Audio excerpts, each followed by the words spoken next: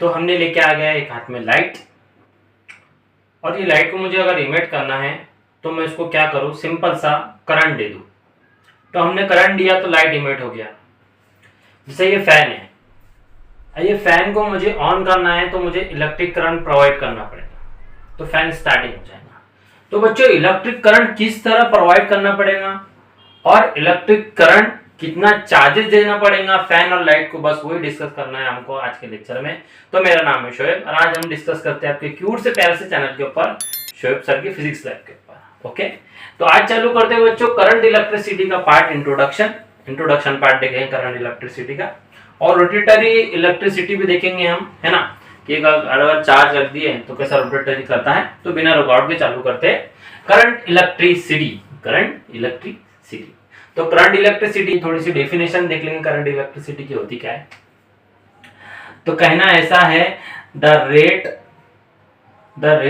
Of flow in time charges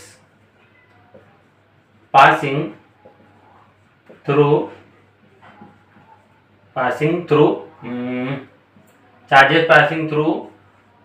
cross sectional area. अगर cross sectional area के अंदर से चार्जेस पासेस होते हैं वैसी चीज को बोलते हैं हम करंट। वैसी चीज को क्या बोलते हैं हम, current denoted by I, formula आता Q अपॉन में T, चार्ज फ्लो ऑब्लिक में टाइम। उसको समझते हैं हम। अब कैसा क्रॉस सेक्शनल एरिया कैसा बनाएंगे हम, यहाँ ध्यान दो। तो उसके लिए हम एक काम करेंगे, सबसे बेहतरीन एग्जांपल इसलिए लेंगे, कंडक्टर कंसीडर करेंगे ताकि उससे समझ में आ जाए हमको बेटर। तो हम एक काम करा, कंडक्टर को अज्यूम करा, यहाँ पे देखो कंडक्टर आ गया होगा, ड्रुम, ये आ गया कंडक्टर। अच्छा, कंडक्टर थोड़ा सा बेंड हो गया, अरे बाबा बेंड हो गया। तो हम एक काम करेंगे, ऐसा बनाएंगे रे, मान लेते हैं कि ये कंडक्टर के अंदर है चार्जेस। और हमेशा ये बात ध्यान रखना कि जब हम करंट इलेक्ट्रिसिटी पढ़ेंगे बच्चों, तो वहां पे हम एक डिस्कस करेंगे, वो डिस्कस क्या करेंगे, ज्यादातर इलेक्ट्रॉन के बारे में। तो किसके बारे में ज्यादातर डिस्कस होगा यहाँ पे, इलेक्ट्रॉन के बारे में। ओके, तो मान लेते बहुत सारे इलेक्ट्रॉन चार्जेस यहाँ परफॉर्मेंस कर रहे हैं। अब इनका कहना ऐसा था कि अगर क्रॉस सेक्शनल एरिया, अब देखो क्रॉस सेक्शनल एरिया ये भी होता है, चार्जेस हमको परफॉर्मेंस करते हुए देख रहे होंगे, देख लो आप, देख रहे चार्जेस परफॉर्मेंस करते हैं। उनका मानना ये था कि अगर एक क्रॉस सेक्शनल एरिया के अंदर से, क्रॉस सेक्शनल एरिया बोले तो ये भी होता है ये भी होता है। उन्होंने बताया हमारे बुक के अंदर कि अगर क्रॉस सेक्शनल एरिया के अंदर से अगर चार्जेस पासेस होते हैं पर यूनिट टाइम के हिसाब से, वैसी चीज को बोलेंगे हम करंट। और उसको बोलते हैं करंट इलेक्ट्रिसिटी। उसको क्या बोलते हैं हम, करंट इलेक्ट्रिसिटी। तो बहुत सारे चार्जेस दिख रहे होंगे बच्चों, देखो पासेस हो रहे होंगे उसके अंदर से, चार्जेस छोटे छोटे झुम घूम रहे होंगे यहाँ पे। उनका बोलना ये था कि चार्जेस पासेस हो गए तो उसको हम क्या बोलेंगे, करंट इलेक्ट्रिसिटी। उनका बोलना ऐसा एक और था, किसका बोलना सर आप, उनका बोल रहे हो, उनका नहीं, हमारे बुक का बोलना ऐसा है कि जहां से चार्जेस पासेस हो रहे हैं क्रॉस सेक्शनल एरिया के अंदर से, तो वहां पे एक फार्मूला लिख सकते हैं आप, dq अपॉन में dt। dq कब लगता था, जब, हमेशा ध्यान रखना, जब लगता था जब बात होती थी इंस्टेंट की। किसकी बात होती थी, इंस्टेंट की। यानी आई करंट अगर इंस्टेंट मुझे निकालना है तो मैं क्या लिखूं, सिंपल सा dq अपॉन में dt। और इसका एक फार्मूला बनता है बच्चों, और एक फार्मूला बनता है डेल्टा क्यू। क्या बनता है फार्मूला, डेल्टा क्यू में ऑब्लिक में डेल्टा क्यू। डेल्टा का मतलब होता है हमेशा, डेल्टे का मतलब होता है चेंज। तो हमेशा बताया कि अगर ये छोटे क्रॉस सेक्शनल एरिया के अंदर से चार्जेस पासेस होंगे, इलेक्ट्रॉन चार्जेस पासेस होंगे, अगर वही हमको सेम इधर दिखते हैं। अब एक बात, कंडीशन ये सुनो बच्चों कि क्रॉस सेक्शनल एरिया के अंदर से तो चार्जेस पासेस हो रहे हैं, लेकिन उनकी साइज और शेप चेंज नहीं हो रही है, ना उनकी वेलोसिटी में कोई फर्क पड़ रहा है। अगर ऐसी चीज होती थी तो हम उसको इलेक्ट्रिक करंट नहीं बोलते थे। बात समझ में आ रही है, ओके, तो उसको हम इलेक्ट्रिक करंट नहीं बोलते थे। तो यहाँ पे डेल्टा टी अपॉन में डेल्टा टी भी मिलता है। तो ज्यादातर हम करंट इलेक्ट्रिसिटी का फार्मूला देखेंगे, I is equal to delta T, delta Q upon में डेल्टा मिला डी, ब्लूम। अच्छा, अब बात चल रही है बच्चों इलेक्ट्रिक करंट की, तो इलेक्ट्रिक करंट हमको स्केलर भी देखने को मिलेगा रे बाबा, और वेक्टर भी देखने को मिलेगा, और मिलेगा टेंसर क्वांटिटी। तो सर टेंसर क्वांटिटी के बारे में ध्यान दो, सिर्फ याद रखो टेंसर क्वांटिटी होती है, ठीक है, वो हमको पीजी लेवल में देखने को मिलता है, जब हम एमएससी वगैरह करते हैं तब हमको वहाँ पे दिखाई पड़ता है। मैं एक बार चेकआउट कर लो कैमरा दिखाई पड़ रहा है कि नहीं, बराबर चालू है कि नहीं, वीडियो कभी कभी पॉज हो जाती है, ठीक है, ओके बिल्कुल चालू है। अरे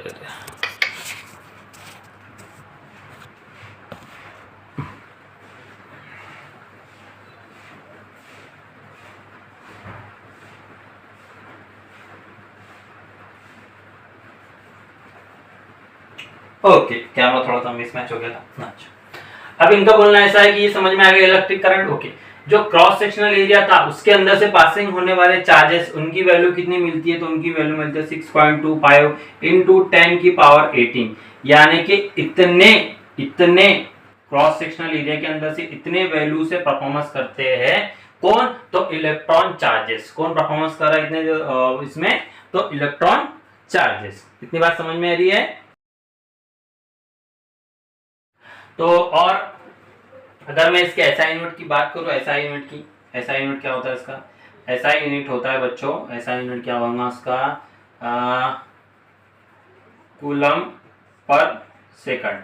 कूलम पर सेकंड बराबर होता है एम्पियर के, किसके बराबर होता है, एम्पियर के। इतना पॉज करके नोट करके छापो, 1 2 3।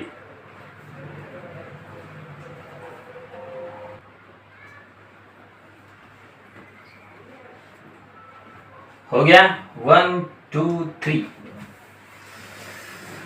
मैं जहाँ रहूं मैं कहीं भी हूँ, तेरी याद साथ है। 6.25 इंटू 10 की पावर 18, ये याद रखना बच्चों।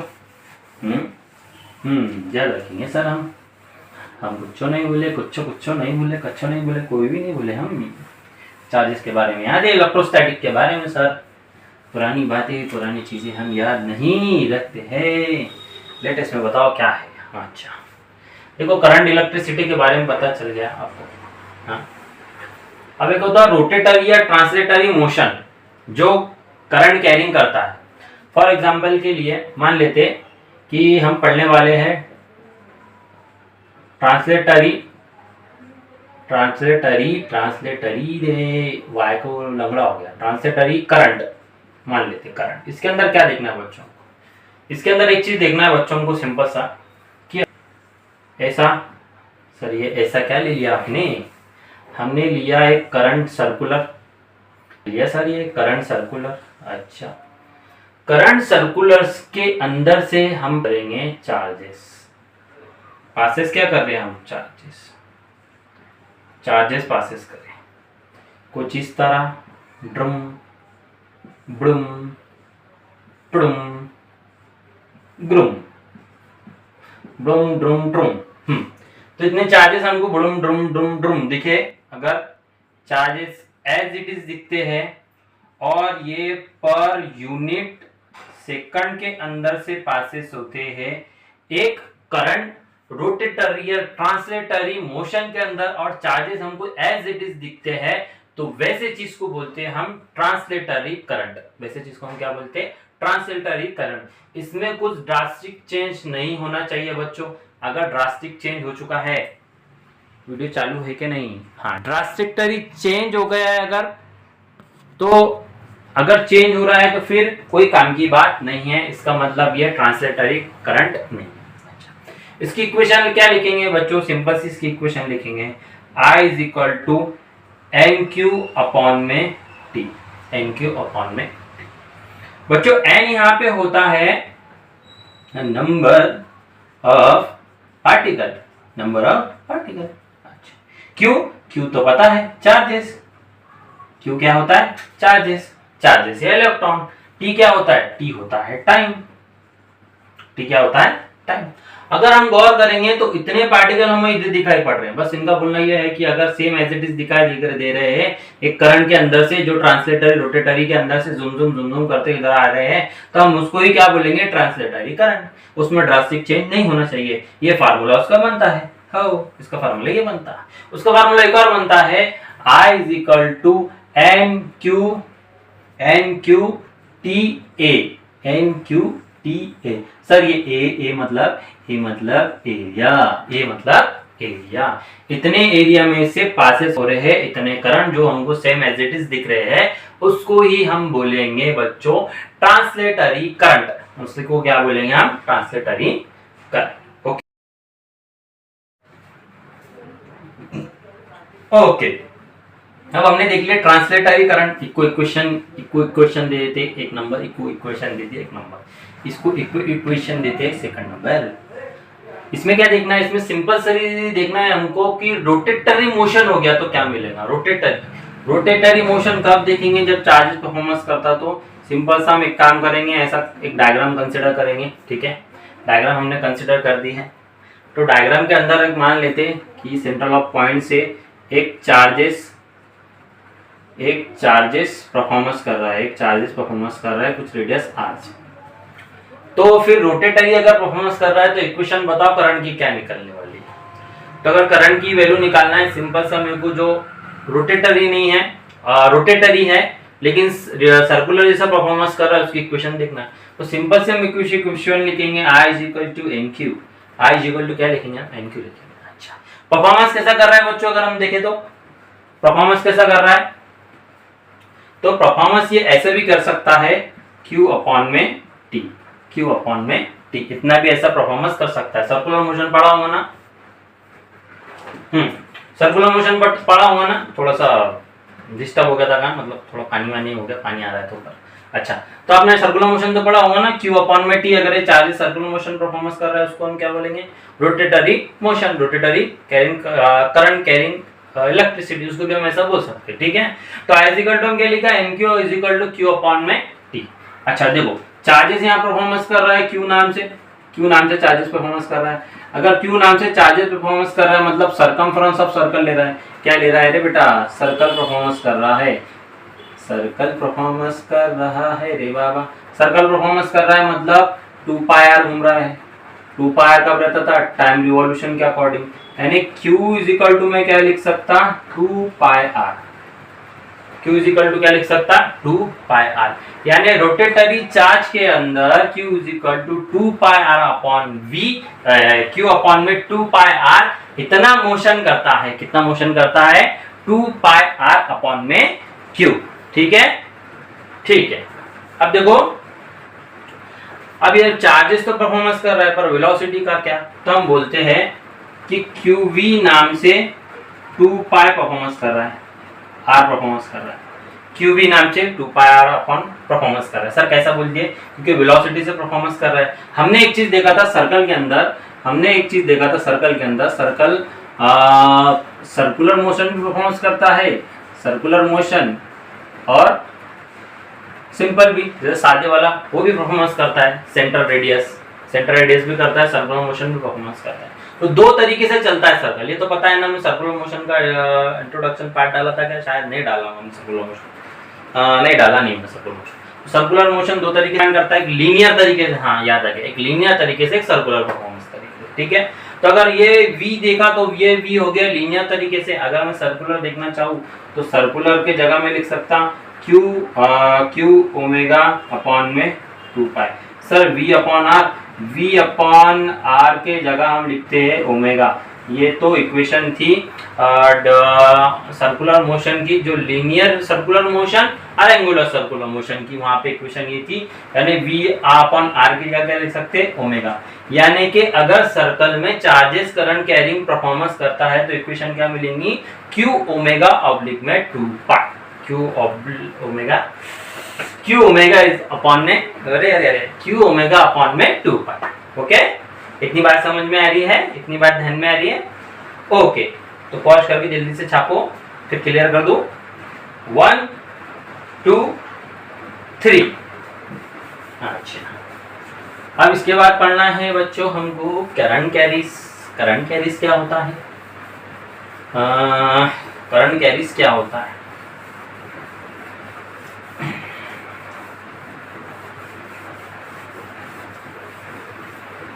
तो करंट कैरीज, तो करंट कैरीज बच्चों, करंट कैरीज, ये RRIES current carries. Current carries देखने को मिलता है हमको सॉलिड में, दूसरा लिक्विड में, तीसरा मिलता है गैस में, चौथा मिलता है सेमीकंडक्टर में। ये क्या है बच्चों? ये करंट को कैरीज करने की चीजें है, मतलब करंट इतने डिवाइडेशन में मिलता है हमको। फॉर एग्जांपल सॉलिड में मिलता है, दूसरा एग्जांपल लिक्विड में देखा है हमने, लिक्विड में भी करंट फ्लो होता है। थर्ड होता है गैस में, जैसा इलेक्ट्रॉन प्रोटॉन होते हैं वो भी एक गैस तरीके से परफॉर्मेंस करते हैं, तो उन्होंने बोला कि भाई चार्जेस भी उस तरह हमको मिलेंगे, मतलब करंट भी उस तरह हमको मिलेगा, ठीक है। उसके बाद होता है सेमीकंडक्टर। अभी हमने देखा कि कंडक्टर का ही हमने एग्जांपल ले लिया, सिलेंडर जैसा फॉर एग्जांपल के लिए, कंडक्टर मतलब सिलेंडर ही हो रहा है हमारे पास। तो सेमीकंडक्टर के अंदर भी हमको चार्जेस किस तरह परफॉर्मेंस करेंगे वो देखने को मिलेगा। तो ये काफी इंपॉर्टेंट है बच्चों, इसको लिखो पहले, इसको लिख लो, ठीक है, इसको लिखो रे जल्दी। हो गया? ओके। अब इसके बाद बहुत ज्यादा मोस्ट इंपॉर्टेंट पढ़ना है बच्चों हमको करंट डेंसिटी। करंट डेंसिटी, तो हेडिंग लगा लो, नोट्स कॉपी निकाल के रखा हो तो आपने। इसके बाद जो पढ़ना है current carrying density, current carrying नहीं सिर्फ करंट डेंसिटी।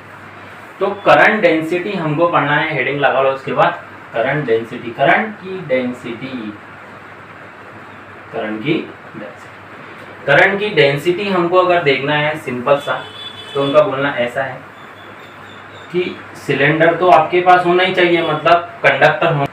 अगर ये कंडक्टर हमारे पास गिवन है तो करना, अगर हमारे पास कंडक्टर गिवन है तो उस आ गए, देखो चार्जेस आ गए, दिख रहे होंगे चार्ज आपको। अच्छा, उनका बोलना जहाँ पे चार्जेस है, जहाँ पे चार्जेस है वो एक क्रॉस सेक्शनल एरिया के अंदर से पासेस होगा और वो स्मॉल तरीके से होगा। कैसे तरीके से? स्मॉल तरीके से। अगर मुझे स्मॉल तरीके से चार्जेस यानी कि करंट को पासेस करना है, इलेक्ट्रॉन को पासेस करना है, तो मैं सिंपल सा एक काम कर सकता, यहाँ पे एक छोटा सा एट अ पॉइंट P बना सकता, एट अ पॉइंट P बना सकता। एट अ पॉइंट P बनाने से बच्चों हमको ये समझ में आएगा कि चार्जेस और इलेक्ट्रॉन कितने पासेस हो रहे हैं एक सिलेंडर के अंदर से, यानी कि कंडक्टर के अंदर से। अगर वो कंडक्टर के अंदर से पर यूनिट और फ्लो हो रहा है चार्जेस, तो उसी को बोलेंगे हम करंट डेंसिटी। क्या बोलेंगे उसको हम? Current density, denoted by J vector, denoted by J vector. For example के लिए आपके डायग्राम के अंदर आ गए होंगे चार्जेस, तो मान लेते हैं कि हमने एक आधी चार्ज को गिवन लिया, यहाँ से मैं बताता हूँ, यहाँ से ले लेता हूँ मैं, ये चार्ज को मैंने गिवन लिया, कोई भी चार्ज पकड़ लो, यहाँ से बहुत सारे चार्जेस घूम रहे होंगे। ये चार्जेस एक पास हो रहा है एट अ पॉइंट P। अब एक बात बताओ, एट पॉइंट P बनाए हमने, सिलेंडर को थोड़ा सा कट करे, एट अ पॉइंट P बनाए, वो P पॉइंट को कट करने के बाद हमको क्या होगा, जो भी चार्जेस मिलेंगे या जो भी इलेक्ट्रॉन मिलेंगे वो स्मॉल मिलेंगे, और जो भी इलेक्ट्रॉन स्मॉल मिलेंगे यानी कि हमको पता चल जाएगा कि रेट ऑफ फ्लो चार्जेस का कितना है। तो निकालेंगे किस तरह बच्चों? निकालेंगे कैसा? एट अ पॉइंट P पे। तो हम वहां लिखेंगे J वेक्टर। क्या लिखेंगे? J vector. एरिया स्मॉल है कि बड़ा है? बड़ा है कि स्मॉल है? स्मॉल है। तो यहाँ लिखेंगे DI और यहाँ पे लिखेंगे हम DA। ये बन गया हमारा एक फार्मूला करंट डेंसिटी का। क्या बना ये फार्मूला? करंट डेंसिटी का। इतने अमाउंट में ये एट अ पॉइंट P में से चार्जेस पासेस होंगे। एट अ पॉइंट P में से कितने चार्जेस पासेस होंगे? J is equal to DI upon में D है, DI अपॉन में D है। एक NCERT हमको ऐसा भी बताती है बच्चों कि इसका डायरेक्शन फिक्स हो गया, इसलिए इसको हम वेक्टर फॉर्म देते हैं, इसलिए हम उसको देखते हैं वेक्टर फॉर्म। अब एक बात बताओ, बहुत सारे चार्जेस जाएंगे इसके अंदर से, बहुत सारे स्मॉल अमाउंट में जाएंगे, छोटे छोटे छोटे करते जाएंगे। अच्छा, तो छोटे छोटे करते जाएंगे, कहीं ना कहीं ये कोलिजन भी कर रहे होंगे, पासेस तो हो रहे हैं, इसका मतलब कोलिजन कर रहे हैं, टकराव हो रहा होगा। टकराव हो रहा मतलब कहीं ना कहीं एंगल भी बन रहा होगा, कहीं ना कहीं एंगल भी बन रहा होगा, मतलब चार्जेस एंगल परफॉर्मेंस कर रहा हूँ। सर एंगल कैसा परफॉर्मेंस कर रहा है? मान लेते बहुत सारे चार्जेस है आपके पास दी हुए, गिवन तो ही मेरा डायग्राम के अंदर, मतलब आपके पीसी के अंदर, वीडियो के अंदर चल रहे होंगे। तो बहुत सारे मान लेते कि चार्जेस कुछ इस तरह परफॉर्मेंस कर सकते हैं। बताओ मेरे को कुछ बताओ, क्या हम इसका एंगल फाइंड कर सकते हैं? क्या किस तरह फाइंड कर सकते हैं? एक तो एंगल फाइंड करने के दो तरीके हैं हमारे पास। कैसा? एक तो मैं एंगल गिवन ले लूं जहां से चार्जेस पासेस हो रहा है, या तो मैं कंपोनेंट पकड़ लूं। सर कंपोनेंट कैसा? जहां पे भी हम कंपोनेंट को गिवन लेते हैं वहां पे दो चीजें आती है, एक साइन थीटा, एक आता है कॉस थीटा। एक होता है कॉस थीटा, एक होता है साइन थीटा। मैंने हर बार हर वीडियो में बताया, जब भी पार्टिकल की बात होती है वहां पे कंपोनेंट आता है। तो हमने ये देखा कि ये कंपोनेंट किस तरह पास हो रहा है। अगर मैं ये वाला एंगल पकड़ूं तो ये वाला एंगल कौन सा है हमारे पास? कॉस थीटा वाला एंगल। ये वाला एंगल कौन सा है हमारे पास? कॉस थीटा वाला एंगल। यानी कि इक्वेशन में क्या बना सकता? J vector is equal to D I, J vector is equal to D I oblique में D A cos theta, D A cos theta. ठीक है, बात समझ में आ रही? हमने कंपोनेंट से पकड़ा, उसको कंपोनेंट से उसका एंगल निकाला। अब हम देख रहे हैं कि कॉस थीटा, अब कॉस थीटा तो रहता है 0, क्योंकि वही एंगल में फ्लो कर रहा है जहां हमने एट अ पॉइंट P को कट किया। तो ठीक है, यानी कॉस थीटा क्या मिल गया हमको? कॉस थीटा यहाँ पे 0 हो गया। इक्वेशन क्या मिली? डी आई और डी ए, जे वेक्टर। अच्छा, ये हमको इक्वेशन मिल गया। एक बात बताओ कि स्मॉल हमने जो eight a point P cut करा था सिलेंडर या कंडक्टर के अंदर, तो कितने अमाउंट में, हाउ मच, कितने अमाउंट में चार्जेस पासेस हो रहे, कितने अमाउंट में चार्जेस पासेस हो रहे? मैं बोल सकता 0 टू इनफाइनाइट, मैं गिन नहीं सकता क्योंकि बहुत स्मॉल है, बहुत स्मॉल है, मैं गिन नहीं सकता। तो अब क्या करें? 0 टू इनफाइनाइट फाइंड हो रहा है, तो क्या करें? इसका मतलब 0 टू इनफाइनाइट आया तो एक बात ध्यान रखना, हमेशा यहाँ पे आता है वेरिएबल। क्या आता है यहाँ पे? हमेशा वेरिएबल। और आता है हमारा नागोबा, मतलब इंटीग्रेशन। दो चीजें यहाँ लगती हैं। तो हम एक काम करेंगे सिंपल सा, जे वेक्टर के अंदर इसको इंक्लूडिंग करेंगे। सर कैसे इंक्लूडिंग करेंगे बताने के लिए जगह, फॉर एग्जाम्पल के लिए मैं थोड़ा यहाँ कंसिडर करता हूँ। तो मैं लिखूंगा जे वेक्टर इज इक्वल टू, क्या है मेरे पास? इंटीग्रेशन डी आई और डी ए। अब देखो डी आई डी ए हमारे पास इंटीग्रेशन के अंदर स्मॉल वैल्यू नथिंग काउंट ही नहीं होती, छोटा एरिया वो भी नहीं काउंट होने वाला, यानी कि फाइनल आंसर जो बनेगा आई अपॉन में ही बनेगा। तो मैं लिख दूं J vector is equal to integration I upon में ए, यानी कि जे करंट डेंसिटी मिली मेरे को, जे वेक्टर आई अपॉन में ए। यानी इतना कट हमने करा एक सिलेंडर के अंदर से, तो इतना करंट पासेस होगा स्मॉल अमाउंट में। ठीक है, इसको ही बोलते हैं हम करंट डेंसिटी। इसको क्या बोलते हैं? Current density. पॉज करके छाप।